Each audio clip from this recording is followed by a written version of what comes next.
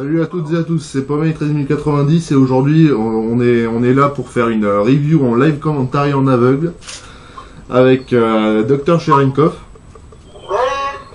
et Déporage 202.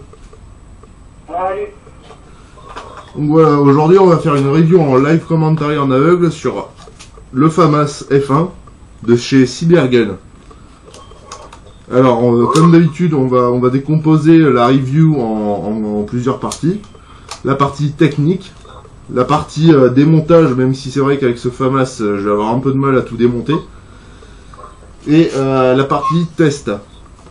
Donc, là, c'est le FAMAS F1, mon FAMAS F1 pour être précis.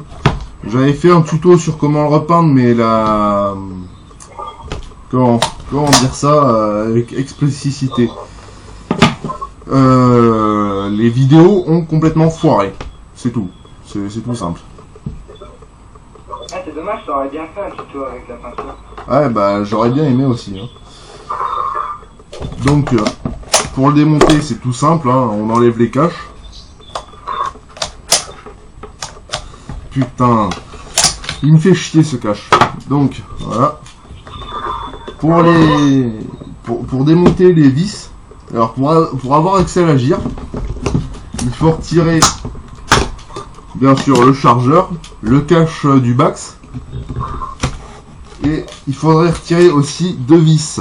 Une ici qui est encore en parfait état et celle-là qui est complètement défoncée, que j'ai eu défoncée à la réception de la réplique. Et une autre vis qui se trouve ici. Alors, cet assemblement de vis permet d'accéder à la gire. Pas facilement démontable. Pas facilement démontable, donc. Et voilà. Ça permet aussi d'accéder au système Bax et au canon. Le type de gire, non? Le type de gire, alors on m'a dit, enfin plutôt Dr Cherenkov m'a précisé que c'était une V2 renforcée, moi qui pensais que c'était une V1 renforcée, ben non, c'est une V2 renforcée. Les V1, pour info, les V1 sont pas facilement trouvables, c'est pour ça que Cybergun a changé sur toutes ses gammes d'ailleurs, tout ce qui était en V1, en V2. Le FAMAS était en V1 avant, maintenant c'est en V2. Donc plus voilà. facile d'accès, plus facilement trouvable et plus facile d'entretien et d'upgrade. Le canon, c'est quoi? Le canon, c'est un canon de 470 mm en 6.3 d'origine. L'un des plus longs canons de la catégorie des AEG pour les fusils d'assaut. Hein. Oui, c'est vrai que c'est l'un des plus longs canons pour les AEG. Donc je précise pour ceux qui n'ont pas entendu Dr Cherenkov, c'est donc une gire V2 renforcée.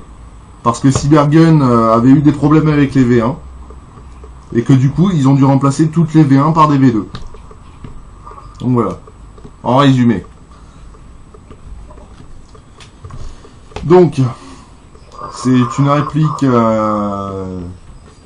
qui est vraiment très fiable. J'ai pas eu vraiment beaucoup de problèmes si ce n'est avec le chargeur que j'ai dû changer. Parce que mon chargeur avait implosé, on va dire. Tout le mécanisme interne était niqué en fait. Donc j'ai dû changer le chargeur, mais à part le chargeur, il n'y a pas vraiment de problème dessus. Et la mire peut-être, non? Pour ceux que ça intéresse de changer. Oui, c'est vrai que les chargeurs de FAMAS sont vraiment chiants à trouver. Et pour la mire, j'ai eu quelques soucis aussi avec la mire de base que j'ai dû virer parce que la vis n'arrêtait pas de se défaire. Donc pour ça, j'ai pas trouvé d'astuce. Bah d'ailleurs, la vis s'est barrée un jour et n'est plus jamais revenue. Donc heureusement que le FAMAS est bien fait et qu'on a pu accéder à une mire avant secondaire. Donc le 6. Les Français ont de la cervelle. De quoi, dame? C'est là que tu te dis, les Français ont de la cervelle. Ouais. Et donc pour décortiquer mire secondaire à l'avant, c'est pour Déporage 202 qui n'a pas compris, c'est-à-dire qu'il y a deux mires à l'avant du FAMAS. C'est la mire qui agit sur la dérive, et t'as une mire qui est fixe, qui remonte. qui gère aussi la hausse. Et du coup, comme la première mire s'est barrée, j'ai dû avoir recours à la seconde. Bon, il reste précis quand même. Il reste relativement précis, oui. Bon, la hausse se règle à l'arrière, la précision aussi, avec 3 œilletons réglables.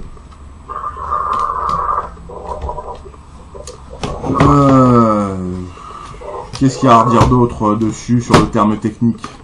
C'est un système BAX, donc c'est-à-dire qu'il n'y a pas d'ouverture par l'éjecteur de douille. Le système BAX se gère avec une petite molette à l'arrière. C'est le même principe que le open, un peu plus pratique, t'as plus de portée quand même. Hein. T'as plus de portée réglable, ouais. Et donc après ça, j'ai plus grand chose à... Une bonne innovation de Cybergun là-dessus, je dirais. Franchement... Bon, après le BAX, j'ai pas grand chose à rajouter. J'ai personnellement enlevé les bipieds parce que moi il me gênait avec la sangle. Donc s'il n'y a pas les bipieds dessus, c'est normal, c'est moi qui les ai enlevés. Mais de base, il est fourni avec une paire de bipieds. Les bipieds originaux du FAMAS F1. Précise quand même, enfin, dis-le quand même aux auditeurs, que faudrait prévoir une paire de caches en plastique pour éviter de se défoncer les reins. Ouais, parce que c'est le gros problème. D'ailleurs, je crois que je les ai encore. S'ils sont cachés quelque part. Hop.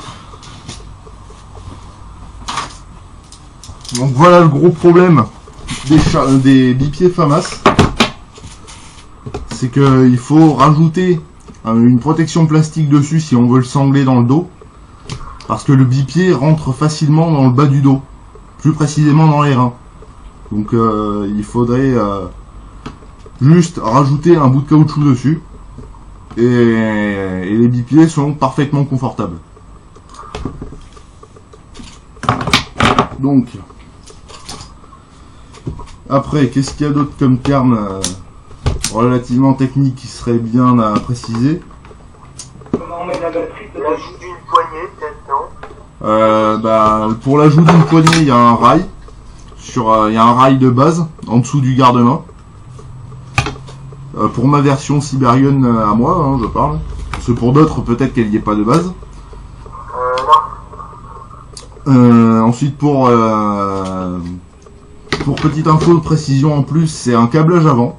Donc, bon, Cybergun a été intelligent, ils ont installé une grosse gaine en caoutchouc, ce qui permet de pas niquer les fils à l'avant.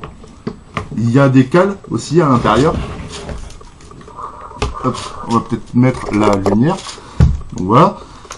Donc, à l'intérieur, on a des cales pour caler le gros câble en caoutchouc avec les deux câbles de la batterie dedans. Et puis voilà. Ça a vraiment été bien pensé. Parce que d'habitude, les câblages avant, moi je les explose toujours personnellement. Je sais pas si les gens ont le même problème sur les répliques à câblage avant. Je sais que Dr Sharenkov a eu le problème avec le câblage avant de sa MP5. SD6, faut préciser. On SD6. fera peut-être une review dessus si... Ouais, pour préciser les dangers... pour préciser les dangers des câblages avant sur les répliques à crosse escamotable. Il faudra que je ramène ma crosse escamotable. Ouais. Tu vas pas acheter? Donc voilà. Pour le terme technique, il n'y a plus rien à dire. Le démontage, je l'ai pas personnellement démonté parce qu'on m'a dit que c'était une chure à démonter. À quoi comme moteur dedans? Je sais pas justement, il faudrait que je démonte pour voir quel est le moteur, mais pour le démonter, il faudrait que je puisse démonter le cache des... Cybergun, ils ont pour habitude de mettre tout ce qui est du Hector. C'est un dérivé de Hector, ça ressemble au Hector, mais c'est pas un Hector. Et ça a les mêmes caractéristiques. Ah oui, Précision importante, le sélecteur de tir, on peut bourriner dessus sans problème. Hein. J'ai eu vraiment aucun problème avec le sélecteur de tir. Sauf un peu au début parce qu'il était un peu rigide. Mais sinon, depuis, il va très bien. Donc voilà, c'est les deux vis qu'il faut retirer là pour retirer le cache du sélecteur, pour retirer le moteur et la gire. Bon, sinon, dans l'ensemble, il est bien pensé quand même comme appliqué. Dans l'ensemble, la réplique est extrêmement bien pensée. Attends, c'est un FAMAS. Alors pour l'histoire, pour ceux qui la connaissent pas, parce qu'on me demande de temps en temps l'histoire du FAMAS. Alors le FAMAS, le premier FAMAS a été édité à la suite du Sterog des Autrichiens. Si je me trompe pas. Avant. Le Sterog c'est 75, le FAMAS c'est 75, c'est pendant la guerre d'Indochine. Ouais, mais le Sterog a été développé en 64. Et sorti en 65, si je me bourre pas. Hein. Donc les Français étaient un peu jaloux du Sterog, ce qui est un peu normal parce que le Sterog était vraiment une innovation. Le bullpup, l'entrée du bullpup était vraiment une innovation dans les fusils. Dans tout ce qui était fusil d'assaut, c'était un fusil d'assaut compact avec un canon extrêmement long, comparé au fusil d'assaut standard. Donc le FAMAS a été développé à la suite pour l'armée française qui voulait moderniser son équipement. Il n'y a pas eu beaucoup d'exports parce qu'il est assez cher quand même. Oui, parce que la fabrication d'un FAMAS est assez onéreuse. Et puis je crois que c'est tout. Je crois que c'est la petite histoire version extrêmement rapide. Donc voilà. Donc là je pense qu'on va faire quand même le test le test chronie maintenant. Test chronie sur la boîte. Alors, moi personnellement, je sais pas parce qu'on m'a dit souvent que Cybergun il mettait des puissances au-dessus de ce que les répliques faisaient réellement. Mais moi sur la boîte, il y a un joule 3 et le FAMAS fait un joule 3. Donc je sais pas si c'est un problème récurrent ou s'il a été réglé. Peut-être sur certaines répliques qui ont été shippées, mais pas pour tout. Hein. Chez Cybergun, ils ont la réputation de repaquer des répliques en chip, et bon, après, ça n'a pas une très bonne...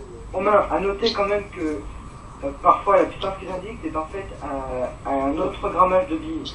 C'est-à-dire que moi, sur la boîte du P90, ils indiquent 420 fps, et c'est à la 0,12. Ouais, mais moi c'était à la 0,20 et il faisait toujours un joule 3 en 0,25. Donc, et c'est réglé. Donc là, si personne d'autre a rajouté quelque chose, on va passer au test chronie parce que là, on parle, mais l'heure tourne. Ça fait quand même presque un quart d'heure qu'on est là. Donc si vous avez rien d'autre à rajouter, on passe. Pierre? Moi c'est tout. Hein. C'est tout. Bon bah on va passer au test chronie alors.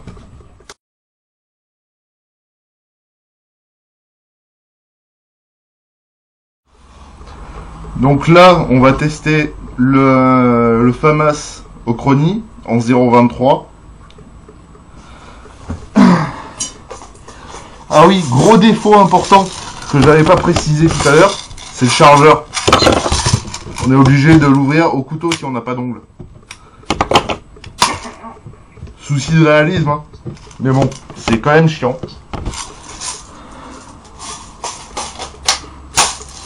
Bon.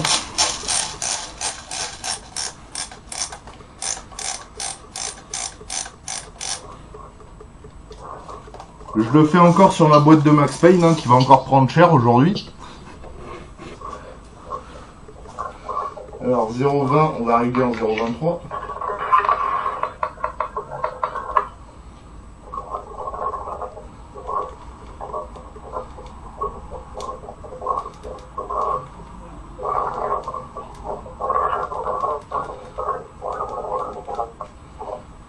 Donc voilà, test chronie en 0,23.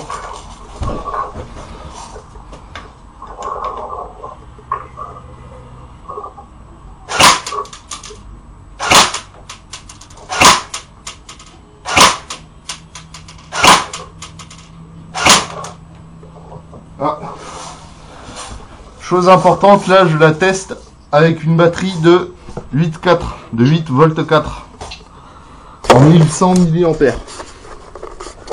Donc voilà.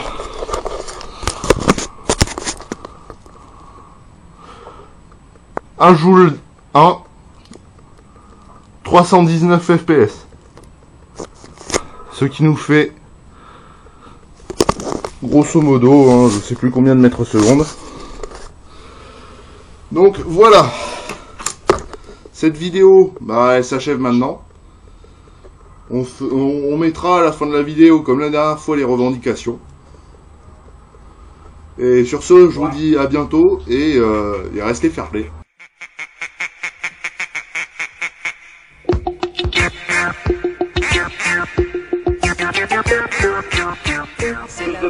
De post-it à coller partout.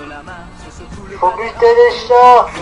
Faites comme les petits canards, et pour que tout le monde se marre, remuez du popotin en faisant coin coin. À présent claquez.